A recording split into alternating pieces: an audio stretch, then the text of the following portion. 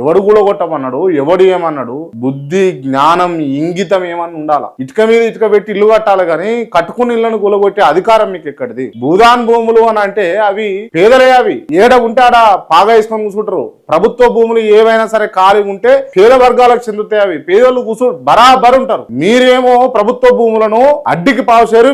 మీకు ఎవరైతే మీ భజన చేస్తారో, మీ కమిషన్లు ఇస్తారో వాళ్ళకి అడ్డికి పావుసేరు మీరు హైదరాబాద్ నడిపొడ్డున అప్పచెప్తా ఉన్నారు. మారుమూల గ్రామాలలో ఉన్నటువంటి పేద ప్రజలు ఇట్లా అరిచేతుల వాళ్ళ ప్రాణాలు పట్టుకొని వాళ్ళ జీవితాలను పట్టుకొని వాళ్ళు బతకాలి. కానీ భూదాన్ భూములు అనేటివి పేదలకు చెందాల్సినవి కావా? ప్రతిపక్షానికి సంబంధించినటువంటి వాళ్ళు కావచ్చు, కొత్తగా పార్టీలు పెడతా అని చెప్పేసి అనుకుంటున్నటువంటి, లేకపోతే చాలా మంది కూడా ఎందుకు మిమ్మల్ని అంటున్నారు ఒక్కసారి ఆలోచన చేసుకోవాల్సినటువంటి అవసరం అయితే కాంగ్రెస్ పార్టీ మీద ఆధారపడి ఉంటుంది. మీరు ఏం చేస్తున్నారు? మీరు ఇచ్చిన హామీలు ఏవైతే ఉన్నాయో ఒకటొకటి నెరవేర్చుకుంటూ రావాలి. అవి చేయాలి. అవి కావు మనతోటి కూలగొట్టుడు, పడగొట్టుడు, ఎల్లగొట్టుడు.